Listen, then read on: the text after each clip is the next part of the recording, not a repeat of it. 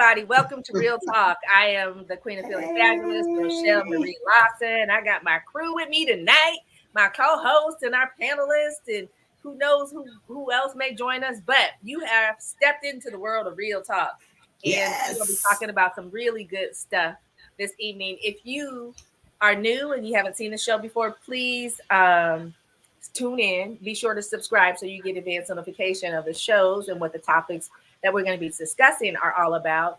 And if you've been with us before, welcome back. We appreciate Yes. you. And the more we can have dialogue about these topics, the better it is for us all to be able to change the world and make it a better place. So I'm Rochelle Marie Lawson, the Queen of Feeling Fabulous, owner and founder of Blissful Living for You. And I'm going to let my co-host introduce herself. Yes, I am Dr. Kim Brown Barber, better known as Dr. Kim. I am the CEO and owner of Journey to Becoming. It's all about the journey of getting there because it's not just the goal, but it's a journey. So, welcome, welcome, welcome. And so glad you are back. And thank you, Dr. Kim, for that introduction of yourself. And so I want to introduce our panelists that we have with us tonight. And if more join us, great, we'll let them in the studio. And if not, then it's just going to be the three of us discussing this topic. So introduce yourself, Miss Cassandra Hill. Rochelle just mentioned, my name is Cassandra Hill. I am the proud CEO and founder of Holistic Living Consulting, where we transform the physical, emotional, and spiritual health of Black women. We envision a world where health disparities are a thing of the past, and it's a pleasure to be here with you ladies. Ooh, I love that. Well, welcome to the Wonderful. show, Cassandra. And because our time, we have really, y'all, 26 minutes to discuss this Yes, topic. it's I'm going to thick. read what I put out, and then we're going to engage in the topic. So the title of the show this evening is Black Women Answer the Call, a dialogue for Black women. On May 25th, 2020, George Floyd called his mama, not on the phone. He was calling out to her as his life was ended by a Minneapolis police officer who pressed his knee into Mr. Floyd's neck for 8 minutes and 46 seconds. Mhm. Mama, there was an audible anguish heard in George Floyd's voice as this was captured on video.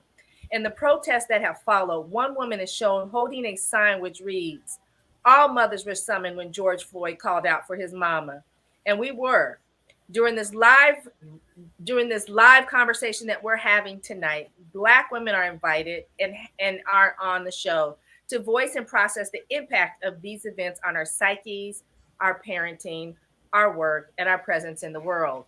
And so I want to open up the question, and it is not for any of you listening to this show, it's not to reiterate or rehash what happened in 2020 with regards to George Floyd's life, but it is to continue the dialogue as to how us Black women or women in general have had to change our way of parenting because we know that the threat out Mhm. there for our young African American brothers and sisters is not necessarily um, being shot by a criminal, so to speak, but being killed by those that are supposed to protect and serve.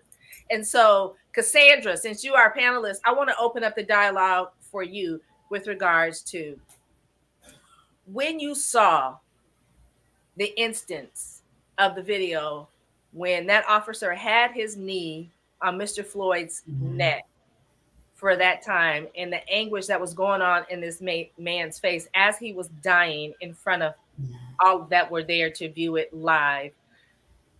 In regards to that, as an African American woman, what was one of the first things that came to your mind with regards to parenting our young children, particularly our young or older African American sons?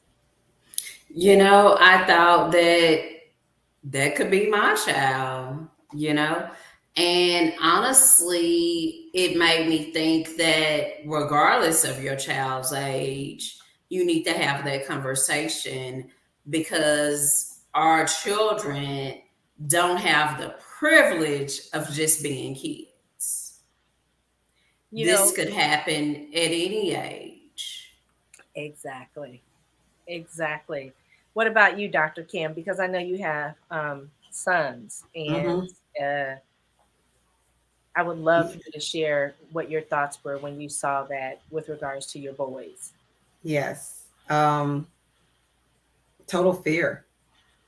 As a African American mom of sons, the first thing that really came into my mind was, oh my Lord, what is going on in this world that this is allowed, and that this is upheld, you know. And so I felt, as a mother, just like a mother bear, protection. What can I do to protect my kids, even though they're older, but that makes it even more for me because they're in the age group that they're looking at them, right, even more so.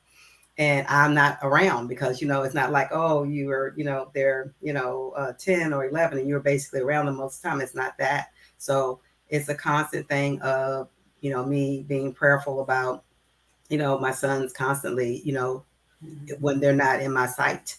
And I don't know whether other parents understand that if you're not an African American parent and have seen something like that, especially if you have boys, to know that you're constantly on edge when they're not in your sight, and hoping that they're okay. So it was total fear. You know, that's interesting because I have three boys. Two are in their 40s, and the baby boy is going to be 32 next month. And the baby boy, my baby son, um, I remember telling him things like when he would go hang out with his friends, because we lived in an affluent community when my kids were growing up. And my son kind of he was an athlete, he was a scholar, he was all of that, right? He was getting recruited for basketball for some top D1 schools in the nation. And he was a senior, but he was also I want to say dibbling and dabbling and kind of like wanting to be in the dark side, so to speak. So like the hood and hang out because he was um, doing rap, and he was being very very successful with his rap. But he felt that in order for him to get the message out about whatever his music was, the message was for his music, he needed to tap into the hood because that's where the real music was being made. And I told him, I said, you can go hang out in Oakland all you want. You can go to the streets of San Francisco and hang out in the projects all you want. I said, but remember one thing, when the cops see you, they see you as a black man and you're a threat. They don't know that Mhm. you are 4 point plus O student. They don't Yep, know that you're a scholar athlete being recruited for some of the top D1 schools in the nation.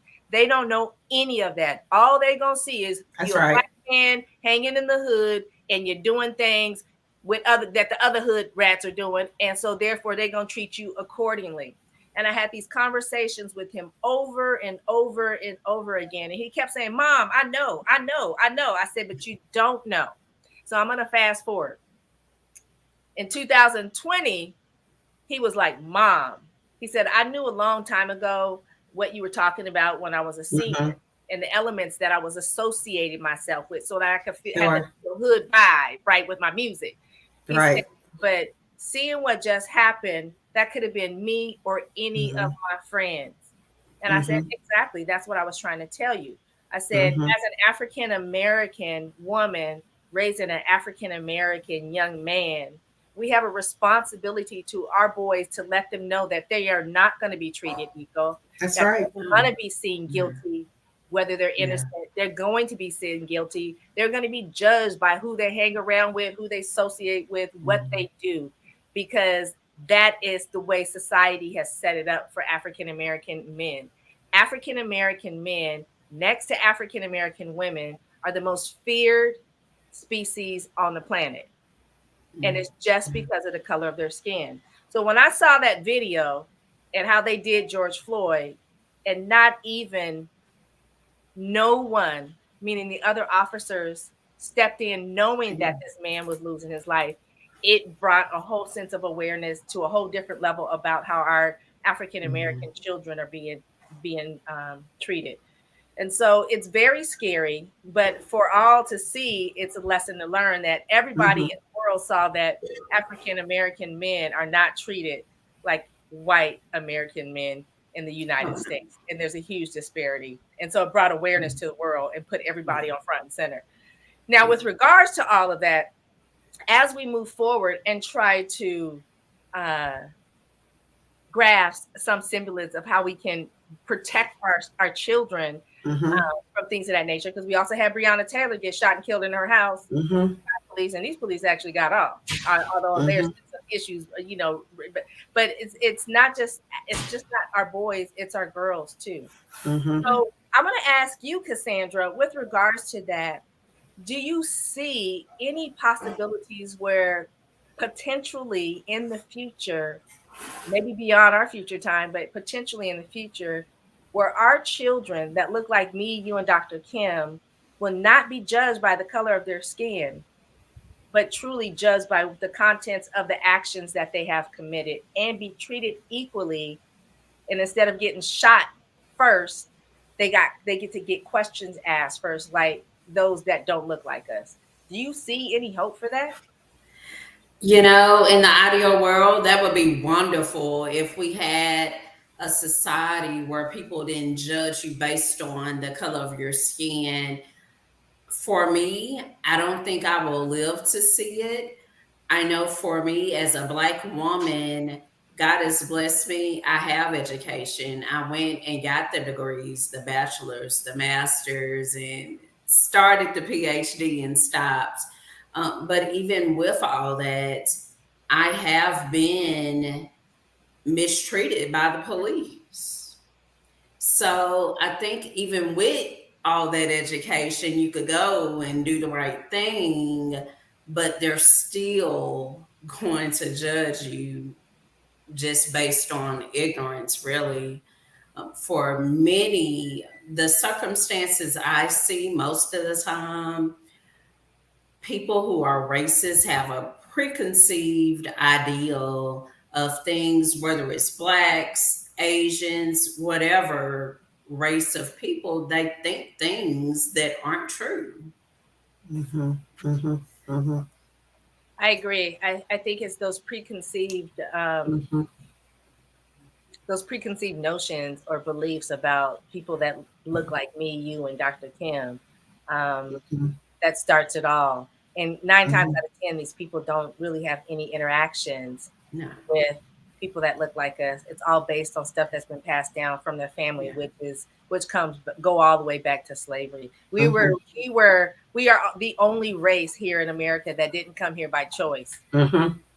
And I think sometimes when we say that, they don't like to hear that they enslaved us.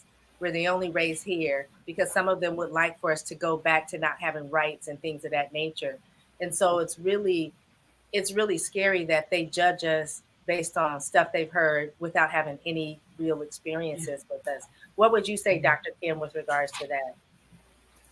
Yeah, I definitely agree. I think that that's the whole thing of when you say someone is prejudiced is prejudging, right? The preconceptions of how a person is or isn't. And I think a lot of times um, it does come from just a history, right, of what they thought or what it was passed down. But sometimes they may have had a bad experience with a person of whatever identity they're looking at, right? But what I always tell people, nothing is absolute, right? No. So you can't say that, okay, because of one experience that all people are of a particular race or identity, it's like a particular thing, whatever, all people are this, all people are that. You can't say that because you find good and bad in every race, culture, or whatever. So I tell people that that's you can't use that as an excuse. You have to be able to address and approach each person as an individual, as a human being, and being able to not look and judge them by their color and already have preconceptions of those people, no matter, just like you were saying, Cassandra, whether it's, African Americans, whether it's, whatever other minorities that or identities that have, been able to, experience different types of marginalized, experiences. But the thing is that to me, I think it's important for us to remember that to take each relationship, to take each connection individually as that person is in their character. Don't base it off of your experiences with something else or somebody else. And that's why a lot of times you have to be able to get over those experiences. And sometimes maybe a lot of people need to go to therapy to work that thing out so that they're not carrying it around and passing it on from generation to generation, as opposed to be able to get it resolved. But then you have to want and have a desire to want it to be resolved. I agree. Great. I think very, very nice points made with regards to just, that incident with regards to George Floyd. Now, moving on to like our psyches. When you saw that incident happen, what were your immediate thoughts? Not necessarily for African American men, but for African American women. Cassandra. My immediate thoughts, I was really angry. However, I know Black women, we are strong. And when we decide to work together, we can bring about change.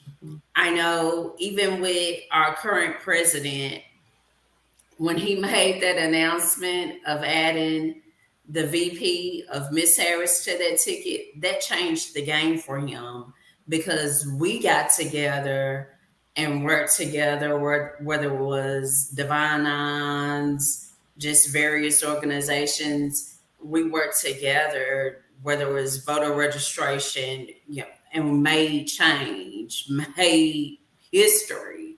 And I knew that for a change to happen with this incident, for police to start being held accountable, that it will require Black women working and banding together. Beautiful. Dr. Kim, what about your thoughts on our psyches? Yeah, I totally agree. I mean, it immediately, it just says, okay, we have a lot more work to do. It's like, oh my goodness. And then at that point, for me, I think I almost started thinking, are we going backwards? Right. And that's what I started thinking, because I'm thinking this is just, it's inhumane. I think that's what came in my head, is inhumane. I know animals, if they were treated that way, there would be a protest immediately, and things would be different. And I'm like, okay, we're not animals. So no matter what the myths and untruths that have been told about our culture and our race, we are not animals. We're human beings like everybody else. And I just thought it was inhumane, in that, if we get up in arms about how cruelty to animals and things like that, how much more should we have been really, disgusted by seeing something like that? So it was inhumane. And I feel like, just like what Cassandra was saying, African American women, we need to, work together on these things. But I say not only just African American women, I say women of all races need to step up, because it can't just be African American women taking this on and saying, yes, this is inhumane, this is not right. I don't want my children to be witnessing things like this and having to ask me things like this. Even if you're not of the same race, how are you explaining that to your children, that people can be treated that way and it's okay? Or certain people can be treated that way and it's okay? And is that okay? And then what are you saying? What kind of values are you putting in their heads? And you don't know how that can be able to play even in their lives, right? So I think we need to pull together as women, period. This is Real Talk. It's a women platform. Of course, we invite the men all the time to be a part of it. But we have to come together. It can't just be just the African American woman. It has to be all of us being able to have those conversations in those circles. Because really where the change comes is having those conversations in that smaller circle that each and every one of us have, right? Everybody has their circle. But we have to have those conversations in those circles and what we will and not allow, so that we can be able to see that everybody deserves a quality life. Everybody deserves to feel safe.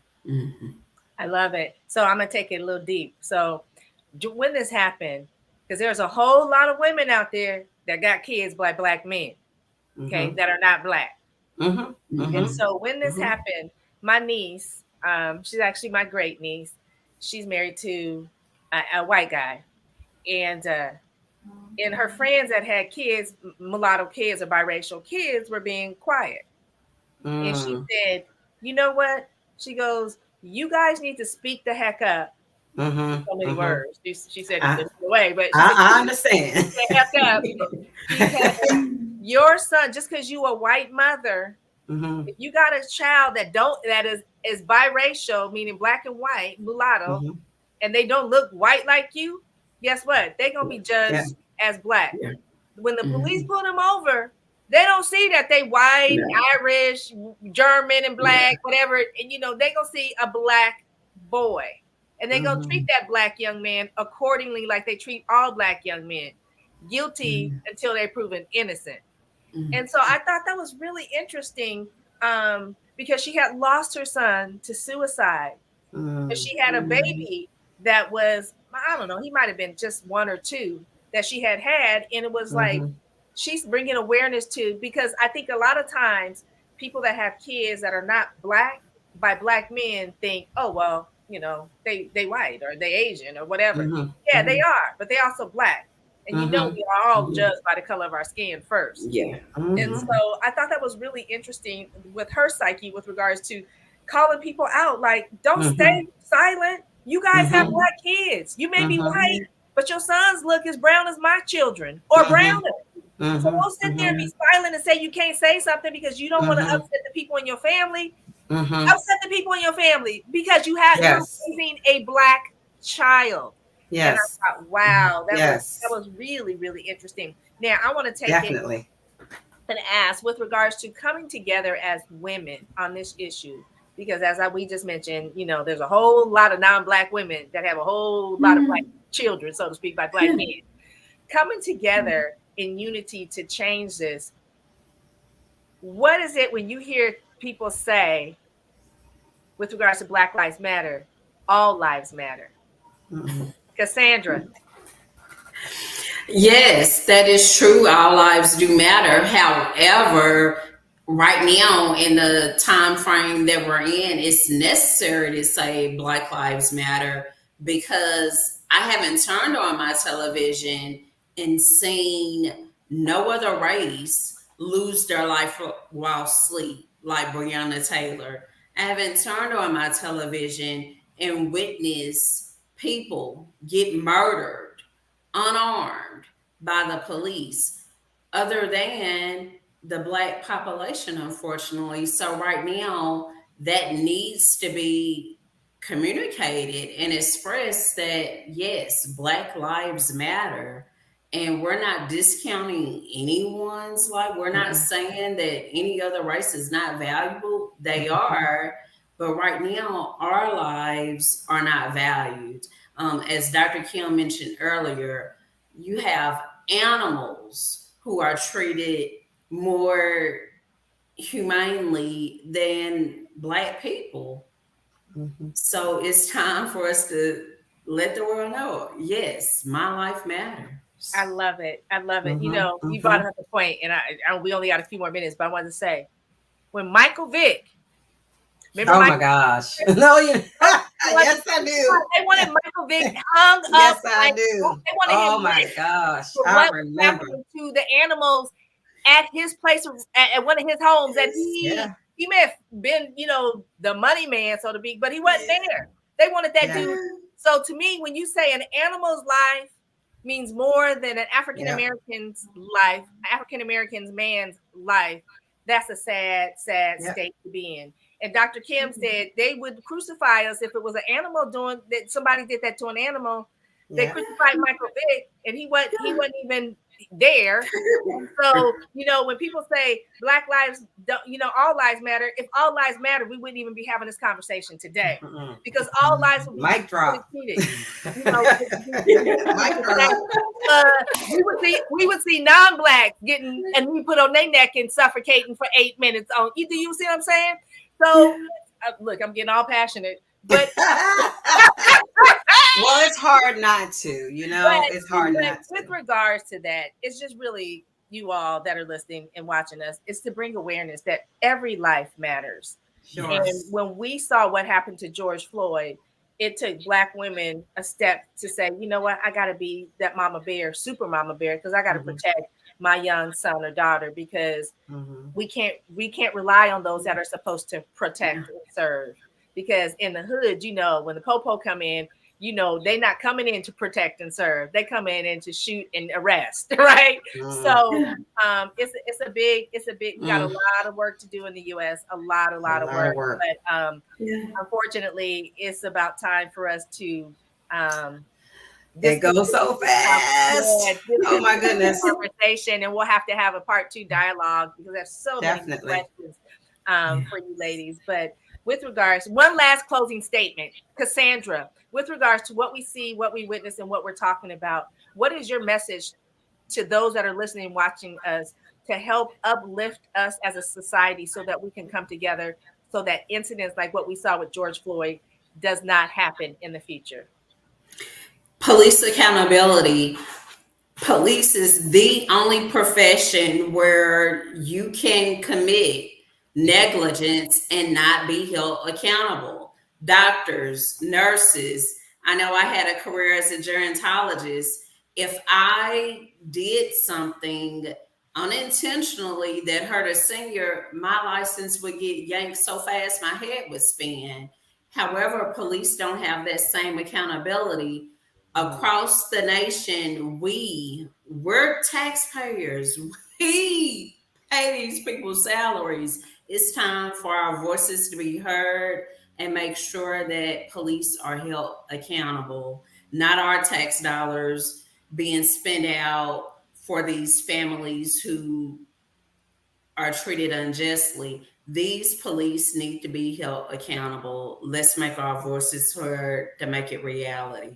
I love it. And so thank you. That was beautiful. I think accountability is hugely important. And we know that there's this secret code about protecting those that are supposed to protect and serve, but no matter what they do. So that could be another talk show topic, but we got to close it out. So I'm going to let Dr. Kim close this out tonight. I'm Rochelle Marie Lawson, the Queen of Feeling Fabulous, owner and founder of Blissful Living for You. And Dr. Kim, what you gonna tell our listeners? Yes, I am Dr. Kim with Journey to Becoming, and we really appreciate you being with us tonight, this morning, wherever it is that you are watching this. Subscribe if you want to hear more, not only just on this topic, but any topic dealing with women and what impacts women in our community. So come back. There is more to come. Thank you so much, and have a great rest of your day, evening, or morning. Take care. Thank you, everybody. Bye for now. Tune in next time. And remember, subscribe and share the show with everybody, especially us women, so we can unite and change the world and make it a better place. All right, y'all. Goodbye for now.